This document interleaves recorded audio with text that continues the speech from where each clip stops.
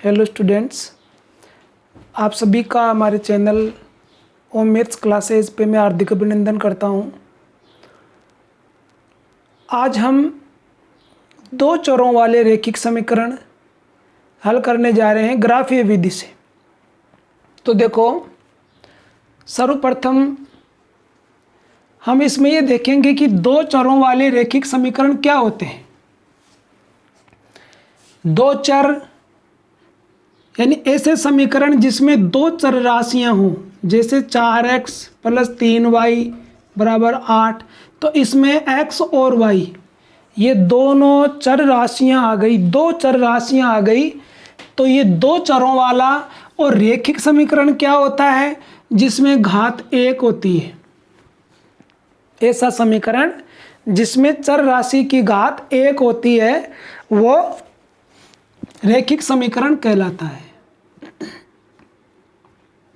अब हम इसको ग्राफीय विधि से हल करेंगे। ग्राफीय विधि से पहले कुछ और जानकारी इसमें लेनी है जो बोर्ड के एग्जाम में अक्सर पूछा जाता है, 1 नंबर 2 नंबर करके। संगत असंगत और हल की प्रकृति, ये हमें दोनों चीज़ देखनी है। तो इसमें क्या होता है, जैसे ये समीकरण है तो इसमें ये इसका रूप होता है a1x + b1y + c1 = 0। साथ में फिर एक समीकरण और आया करता है a2x + b2y + c2 = 0। इस प्रकार से ये दो समीकरण हमें एक साथ मिलते हैं और इनकी हमें तुलना करनी पड़ती है। इसमें क्या होता है, जो x का गुणांक होता है वो a होता है, y का गुणांक होता है जो b होता है, और जो अचर राशि है वो c होती है। पहले समीकरण में इनके 1 1 लगा देते हैं, दूसरे समीकरण में इनके 2 2 लगा देते हैं।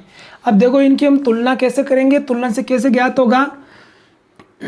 यदि इनके गुणांकों को अनुपात में लिखते हैं, a1/a2 और b1/b2 और c1/c2, इनको ऐसे दोनों समीकरणों के जो 3 गुणांक हैं, कोफिशिएंट हैं, इनको हम अनुपात में लिख लेते हैं। फिर इनकी जांच करते हैं कि a1/a2 का अनुपात अगर b1/b2 के अनुपात के बराबर नहीं आया तो हम इसको यहीं छोड़ देंगे, बराबर नहीं आया तो इसको यहीं छोड़ देंगे। और ऐसी परिस्थिति में इसका अद्वितीय हल होगा। ये तो हो गया इसका हल की प्रकृति, और यह संगत होगा। संगत असंगत पूछा है, यह संगत होगा।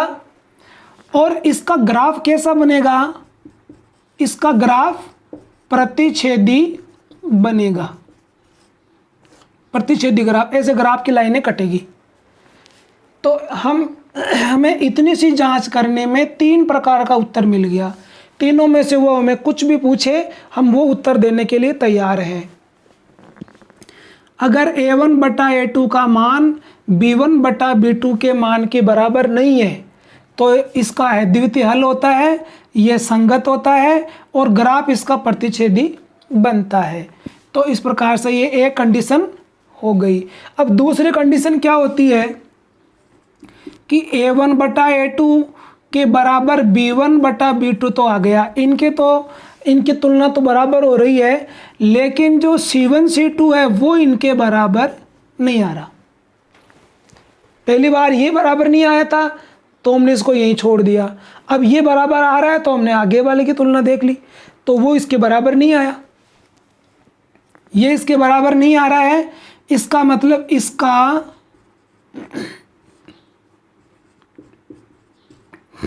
इसका कोई हल नहीं है, इसका कोई हल नहीं होगा और यह असंगत होगा। जब हल होता है तो वो संगत कहलाता है। जब हल निकलता है, इसमें अद्वितीय हल था। अद्वितीय का मतलब एक ही उत्तर आने वाला है, अलग अलग उत्तर नहीं आएंगे, उस सवाल के एक ही उत्तर आएंगे, वो अद्वितीय होता है। अब जब उत्तर ही नहीं आ रहा है तो फिर वो असंगत होगा। और इसका ग्राफ कैसा होगा, इसका ग्राफ होगा समांतर, इसका ग्राफ होगा समांतर। इस प्रकार से समांतर रेखाएं आएगी, रेखाएं आपस में कटेगी नहीं और उत्तर इसका आएगा नहीं। इस प्रकार से यह असंगत होता है। अब देखो तीसरी कंडीशन, a1/a2 बराबर b1/b2 भी आ गया और इसके बराबर c1/c2 भी आ गया। पहली कंडीशन में पहला ही बराबर नहीं आया था, दूसरे कंडीशन में दूसरा नहीं आया था, पहला आ गया था बराबर, तीसरे कंडीशन में फिर तीनों ही बराबर हो गए। तो ये कंडीशन में, इस कंडीशन में अनेक हल होंगे। इसमें केवल एक ही हल आया था और इसमें अनेक हल होंगे, कई उत्तर आ जाएंगे, इसमें अनेक हल होंगे। यह भी क्या होगा, यह संगत होगा। और ग्राफ कैसा होगा इसका, इसका ग्राफ होगा संपाती। संपाती होगा मतलब एक लाइन जो खिंच गई उसी लाइन में दूसरा ग्राफ, दूसरे ग्राफ की लाइन भी उसमें ही आ जाएगी। उसके ऊपर भी खिंच सकती है, उसके आगे भी खिंच सकती है, लेकिन दोनों की एक ही लाइन होगी। तो उत्तर कब आता है, जब ग्राफ की लाइन कटती है। तो इसमें एक बार कटी तो एक बार उत्तर आ गया। इसमें तो लाइनें पूरी एक ही लाइन पे हो रही है, मतलब बार बार कट रही है, बार बार कट रही है, तो इसके बार बार उत्तर आ रहे हैं, अलग अलग उत्तर आ रहे हैं इसके। तो इस प्रकार से ये हमारे पास 3 कंडीशन है। इन तीनों कंडीशन को हमें याद रखना है, रटने की जरूरत नहीं है, समझना है। और इन तीनों कंडीशन से अब हम इसको हल करते हैं, इन सवालों को। पहले सवाल में से पहले तो हम बराबर में इनके 0 करेंगे, क्योंकि ये जो समीकरण दिए इनमें बराबर में 0 होता है। तो इन समीकरणों को उस रूप में चेंज करेंगे। 2x माइनस 3y, 8 को इधर पक्षांतर करेंगे, माइनस का हो गया, बराबर में 0। 4x माइनस 6y, 9 इधर आया, माइनस का 9 बराबर 0। अब इसमें a1 का मान क्या है 2 और b1 का मान क्या है माइनस का 3 और c1 का मान क्या है माइनस के 8। a2 का मान है ये 4, b2 का मान इसमें आ गया माइनस 6, c2 का मान इसमें आ गया माइनस का 9। अब पहले हम लिखते हैं a1/a2। तो a1/a2 के लिए क्या हो जाएगा 2/4। इनको काटते हैं, 2 एकम 2, 2 दूना 4, क्या आ गया 1/2। अब देखते हैं b1/b2 को। b1 का है -3, b2 का है -6, माइनस माइनस कैंसिल, 3 एकम 3, 3 दूना 6, तो ये भी क्या आ गया 1/2। तो ये दोनों तो बराबर आ रहे हैं। तो यहाँ हमने देखा था कि जब ये दोनों बराबर आ जाएं तब हमको आगे बढ़ना है। अगर ये बराबर नहीं आता तो आगे नहीं बढ़ते। बराबर आ रहा है तो अब c1/c2 की भी जांच करो, इधर कर लेते हैं। c1/c2, c1 का मान इसमें माइनस के 8 और c2 का -9, दोनों माइनस माइनस कैंसिल, तो यह आ गया 8/9। अब इनमें आ रहा है 1/2, इसमें आ रहा है 8/9, तो हम यहाँ लिख देंगे a1/a2 बराबर b1/b2 not equal to c1/c2 है। ये दोनों तो बराबर आ रहे हैं लेकिन ये बराबर नहीं आ रहा है, इसलिए इसने हमारे को संगत या असंगत पूछा था। तो जब ये बराबर नहीं आया तो ये क्या था, ये असंगत था। तो ये क्या होगा, ये असंगत होगा। और अगर हमें इसके अंदर और भी कुछ पूछता है, जैसे ये पूछे हलों की प्रकृति बताओ, तो इसका हल कैसा होगा, इसमें कोई हल नहीं होगा। अगर पूछे तो यहाँ लिख देंगे कोई हल नहीं होगा।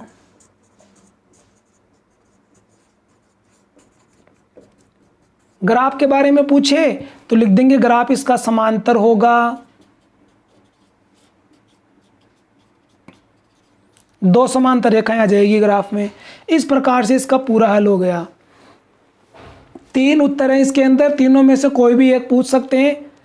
अब देखो सवाल नंबर, मैंने इसका दूसरा तीसरा सवाल छोड़ दिया है क्योंकि वो इसी टाइप के क्वेश्चन है, अलग टाइप का आया है। ये क्वेश्चन नंबर 4 जो ये मैं ले रहा हूँ, इसमें देखो पहले इस समीकरण को सही रूप में चेंज करेंगे। ये जो 3 है, इस 3 को हटाने के लिए हम क्या करते हैं, गुणा करते हैं। पहले इसको 3 से गुणा कर देते हैं, तो ये क्या हो जाएगा, 3 से गुणा करेंगे इसको तो ये हो जाएगा 4x, इसको भी गुणा करेंगे क्योंकि इसमें 3 से गुणा करते ये 3 कट गया। अब यहाँ ये हो जाएगा 3 दूना 6y और ये हो जाएगा 8 या 24। अब इसका पक्षांतर भी 7 ही कर लेते हैं, दोनों काम इसमें 7 कर लेते हैं। इसमें भी 2x + 3y और 12 को इधर ले लिया, माइनस का हो गया। यहाँ लिख देंगे 3 से गुणा भी किया था हमने और पक्षांतर भी कर दिया। अब यहाँ से देखा a1 बटा a2 का मान क्या हो गया, a1 का मान 4, a2 का मान हो गया 2। काटेंगे 2 एकम 2, 2 दूना 4, तो ये आ गया 2/1। अब लिखेंगे b1 बटा b2, तो b1 का मान इसमें आ गया 6, b2 का आ गया 3, वो इसको काटेंगे तो वही आ गया 2/1। अब लिखेंगे c1 बटा c2, तो वो क्या आ रहा है -24, ये c1 का -24 और c2 का -12। यहाँ से मान उठाने में कोई दिक्कत नहीं आनी चाहिए। ये a1 b1 c1 a2 b2 c2, x के पास में a का मान लेना है, y के पास में से b का मान लेना है, अचर संख्या वाला c का मान है। माइनस माइनस कट जाएगा, इसको काटेंगे 12 एकम 12, 12 दूना 24, तो ये हो गया 2/1। अब हम देख रहे तीनों बराबर आ रहे हैं इसमें। यहाँ लिखेंगे a1 बटा a2 बराबर b1 बटा b2 बराबर c1 बटा c2, तीनों बराबर हैं। तो तीनों बराबर वाला ये हो गया, तो ये भी लिख देंगे ये संगत है, ये तो संगत है। संगत की बात हो गई। हल की बात पूछता तो इसके अनेक हल होंगे।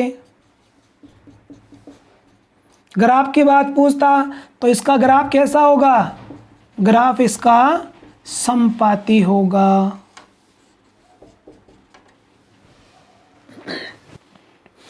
अब देखो ये क्वेश्चन है, मैं इस एक ही सवाल के अंदर ग्राफ के बारे में सारी बातें क्लियर करूंगा।